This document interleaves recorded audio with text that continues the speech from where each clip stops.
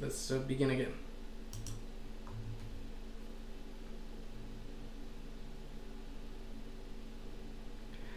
Welcome to this chapter of my opening theory series. Today we will be looking at a game featuring the Knight F6 variation of From's Gambit. In this particular game, I'll be looking at an interesting trade that black can do that on the surface looks very scary, but in actuality is actually quite dubious and doesn't really work out so well for black. So in this particular game, with the white pieces, we have International Master Piotr Nguyen. Hopefully I'm pronouncing his name correctly. He is an IM from Poland, and he is also a chess coach and an author, and he has made a number of courses on Chessable, so I will put links to more information on him in the video description. And with the black pieces, we have International Master Livaic. Again, hopefully I'm pronouncing his name correctly. And he is an IM from Croatia, and he was actually the youngest IM in the history of Croatian chess. And I looked at his recent FIDE rating, and it's about 2560, which is very good. It suggests that he will probably become a grandmaster very soon, so best wishes of luck in that endeavor. And again, more links with more information on Livaic will also be in the video description. And this game was played at the Graz Open in 2016. And based off of what information I was able to find about this tournament, this appears to have been a slow event, like slow chess event, so not blitz like last time. And the endgame in particular is very well played. I'm really looking forward to showing that as well. And without further ado, let's look at the game. So in this game, white played Bird's Opening and black played From's Gambit. And we have looked at these moves already. And now here, black actually does have a couple of alternative moves to d6, although they're not that popular, but I might cover them at some point. They're kind of sidelines. And so anyway, in this position, it's very important to remember that the only good move for white is to play the move Knight F3. And previously we had looked at the move G5, which historically has been the most popular move. However, these days, Bird's Opening players are not that scared of G5. They kind of consider it to be refuted. And instead, in this game, we will be looking at the engine's top choice for black, which is the move Knight F6. And in this position here, for white, there are actually a number of possible choices. The number one choice, like the number one most popular choice, is actually to play the move D4. However, according to the engine, D4 just equalizes. Like the evaluation is 0-0, so that suggests that d4 is not so great. I'm not fully sure of why. I will try to find a good game that demonstrates why d4 is not the best move for white to play. And then the engine's top choice for white is the move g3. However, I have looked at a number of games featuring the move g3 and didn't really like what I saw. So even though the engine might really like g3, I don't really like the results that it gets. And it's very important to not just look at the objective evaluation, but also the practical evaluation. So the move that I will be looking at, or that I plan to use myself, is the move Knight C3, which, unlike d4 or g3, does not introduce any weaknesses into white's position.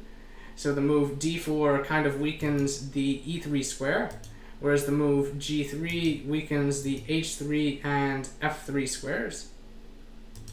So the reason why I like knight c3 is because ideally white would love to castle queenside, so developing this knight helps with that goal. And also, this knight, as we saw in the previous video, can sometimes come to the king side to help defend the king from black's attack. So overall, knight c3 is just a good move to play. It doesn't commit anything, it doesn't introduce any weaknesses, so it's kind of nice. We just kind of wait and see what black does, and we react to that accordingly. So in this game, black played a very confrontational move, which is the move knight g4, and white has to really pay attention here. Like if white does something really silly, like playing the move a3, then black will play knight takes h2, and it doesn't matter what white takes back with, black is threatening the move bishop to g3 checkmate. Kind of a similar idea we've seen before. So the best way to react to this threat on the h2 pawn is the move that white played in the game, which is to now play g3. And here, I'm kind of more comfortable playing g3 because black has kind of already spent a move playing knight g4, so it's kind of justified, right, in this case, as we are dealing with a threat. And we've now seen, how black intends to attack us. So, in the game, black did not play the best move. Black played the move, the best move, according to the engine, is the move h5, which we will look at in the next video. Since it's very interesting to see how to deal with this attack. But for this video, we will look at another move which is more direct and more forcing, but which turns out to not be so great. So in the game, black played the move knight takes h2, like they went for this idea anyway, and here white must take back with the rook, since taking back with the knight would lead to checkmate. Black played bishop takes g3 check, and now the important thing to notice is that since the g2 pawn no longer exists on g2, white now has the move rook f2, and it is not checkmate. Now in this position here black did not take back right away, but hypothetically speaking, if black were to take back right away, even though this looks a bit scary for white, right, white is actually doing just fine. And the reason why white is actually better in this position is because white is the only one who has developed any pieces, and not only that, but white is the only one who has central pawns. So in the short term, black has difficulty attacking white because black has not developed any pieces. Black has very little to actually attack white with right at the moment.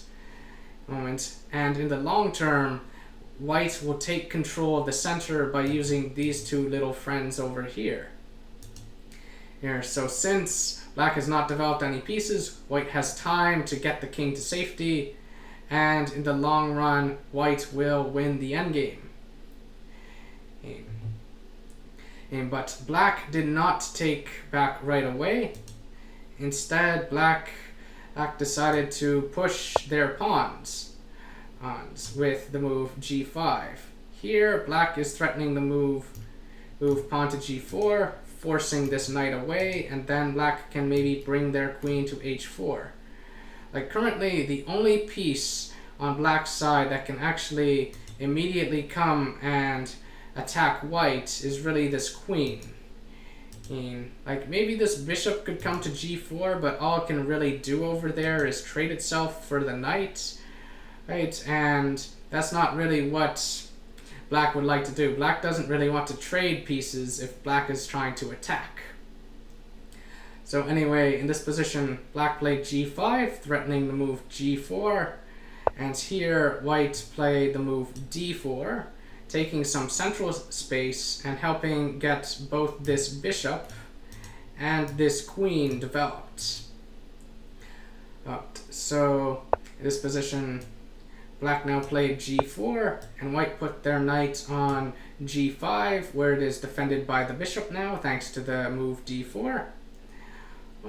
And here, in this position, white would be quite happy to play the move knight to e4, like knight g to e4, because that way that would kind of both attack this bishop and also defend this rook.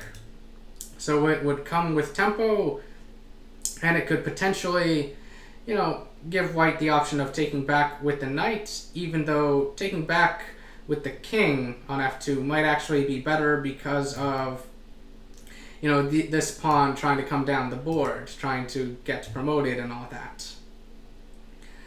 So in this position, black played the move f5, with the idea of taking away this square from white's knight. But sadly, this attack with all these kingside pawns doesn't really work because it comes with a nasty price. And that nasty price is that it's weakening black's own king. And we're going to see how white takes advantage of that in this game. So white plays the move queen d3, both developing the queen and also attacking this bishop. And black decided to take on f2.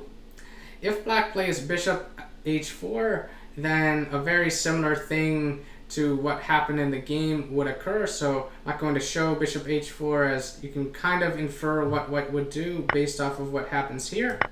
So black takes here, white takes back, and now black plays the move h6. And this move looks pretty scary for white because this knight has no moves. All of these squares over here are covered by black's pieces.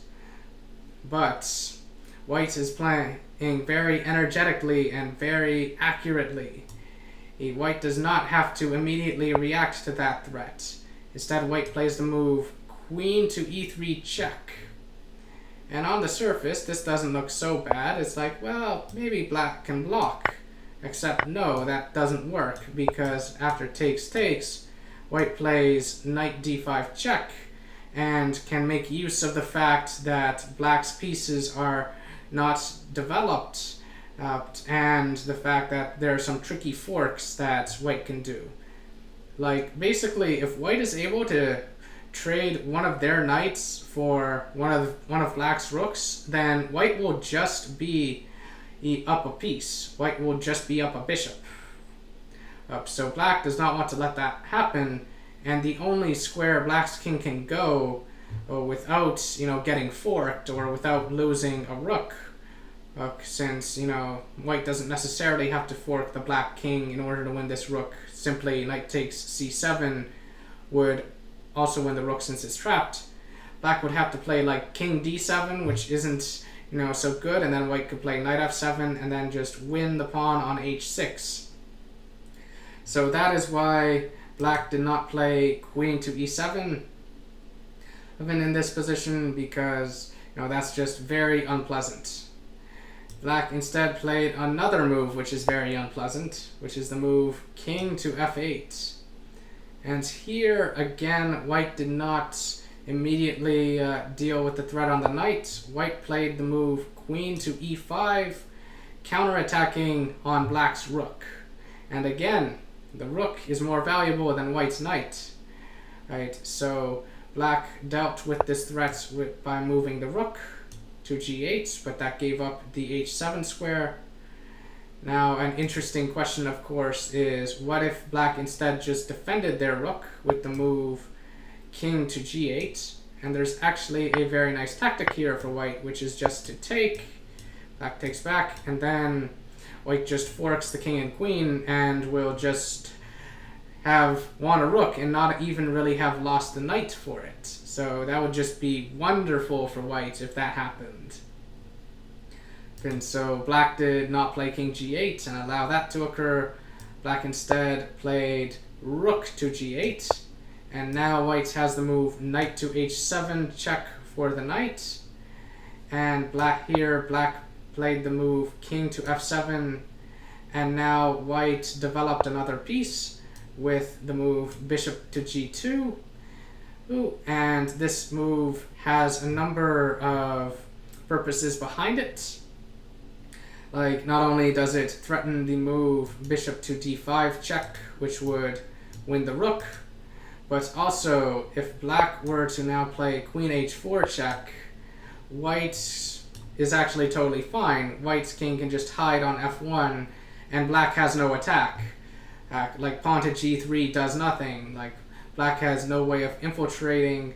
The squares h1 and f4, sorry, h1 and f4 are just very well protected.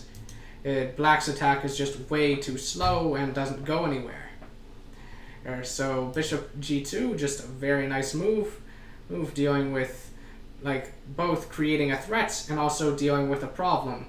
Generally, moves like that are very good and are worth playing. They're generally moves that you should look for.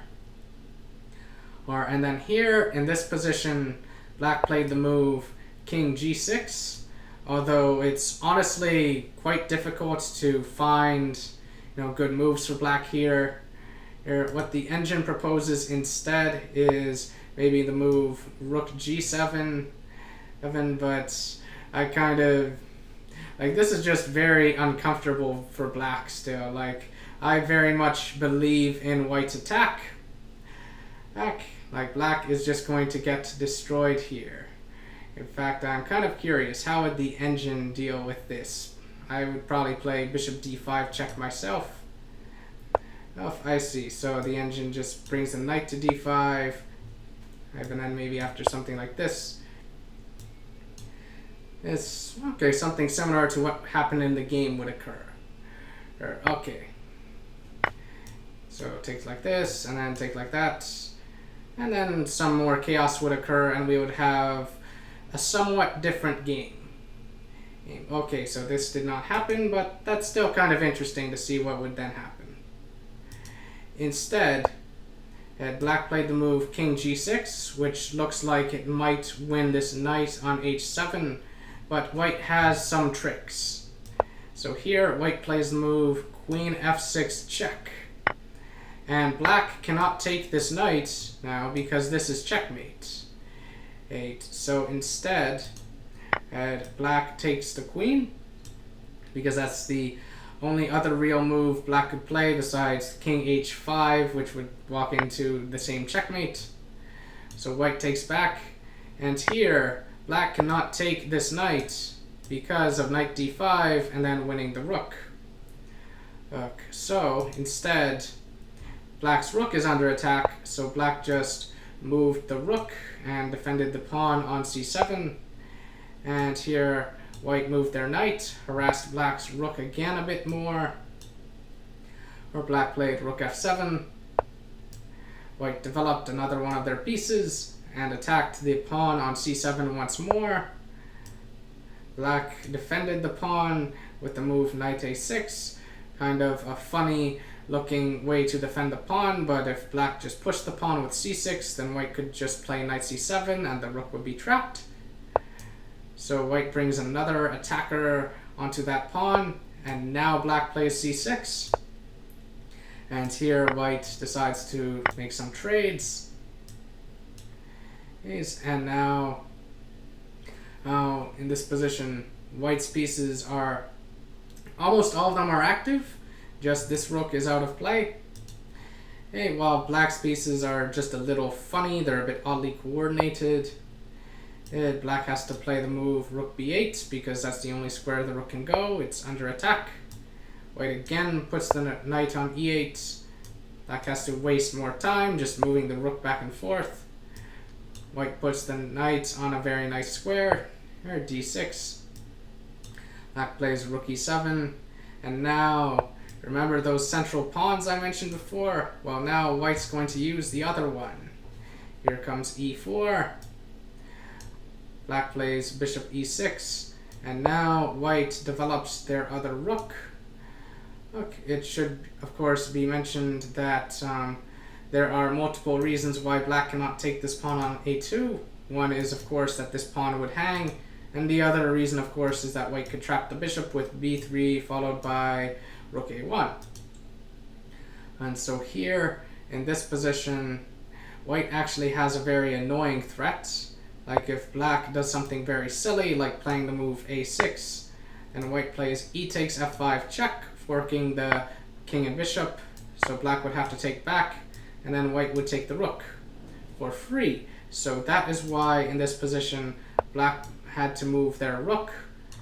Black cannot defend their rook with the other rook by playing rook a e8 because the knight is covering that square. And then here in this position, since it's an endgame, white decides to get their king into the action. Like, it's very cool to see that all of white's pieces are being used, whereas black's pieces are very unhappy.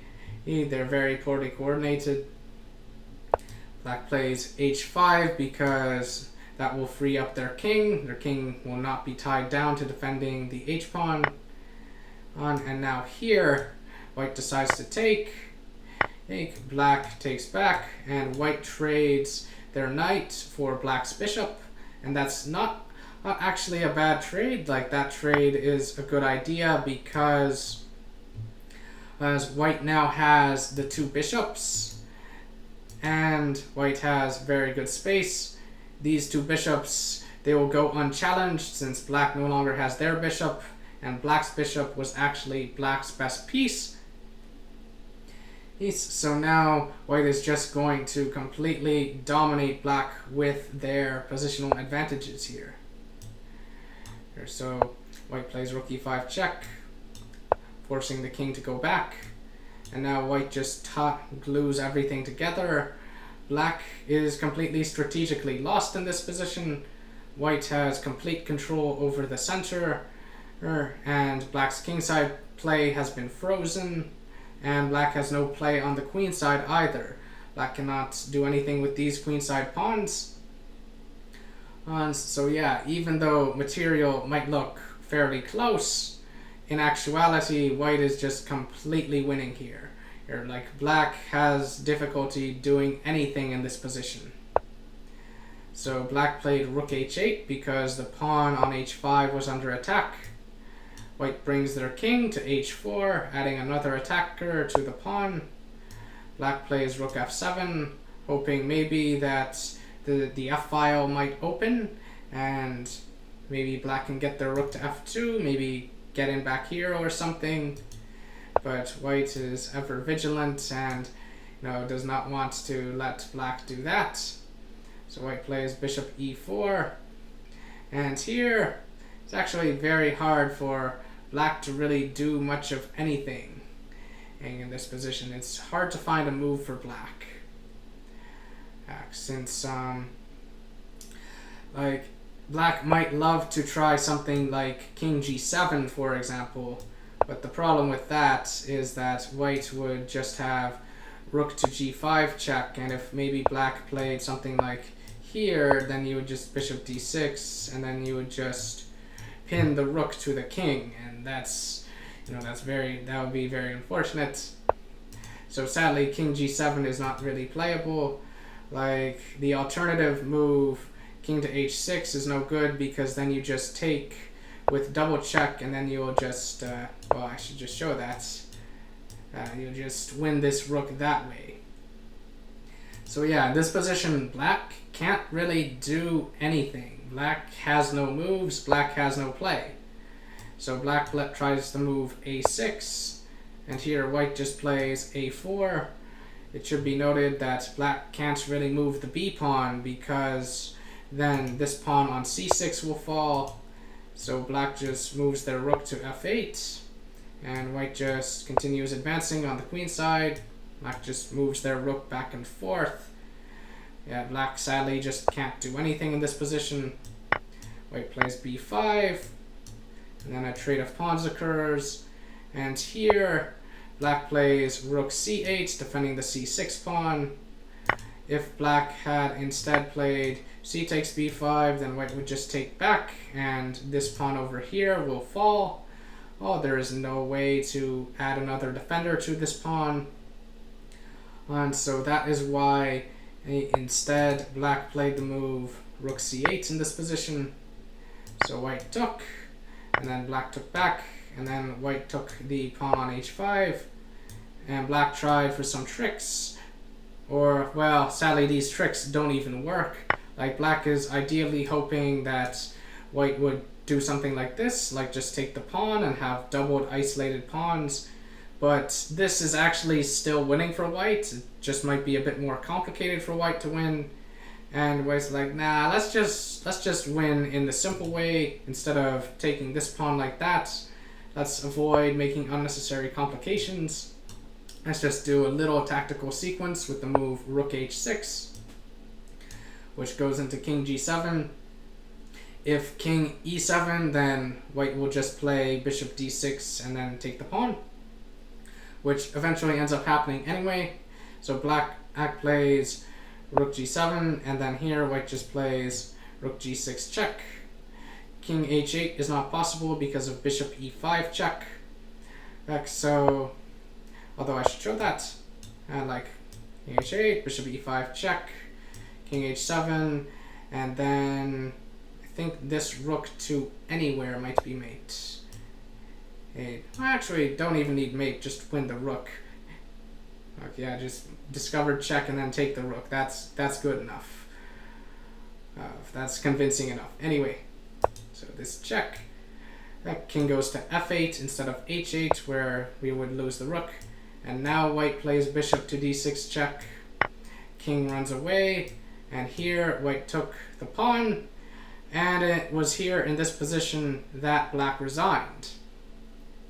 Now the reason why black resigned is because this pawn on g4 is going to just be taken very soon, and white is just going to run their pawns up the board. Or like these connected pass pawns, they are monsters. Whereas like rooks are very clumsy in dealing with two connected pass pawns like that. Especially when there are, of course, two bishops and opposing rook to assist those two pawns. So yeah, there's nothing really left for black to do in this position, so it made a lot of sense for black to just resign here. And yeah, that was this game.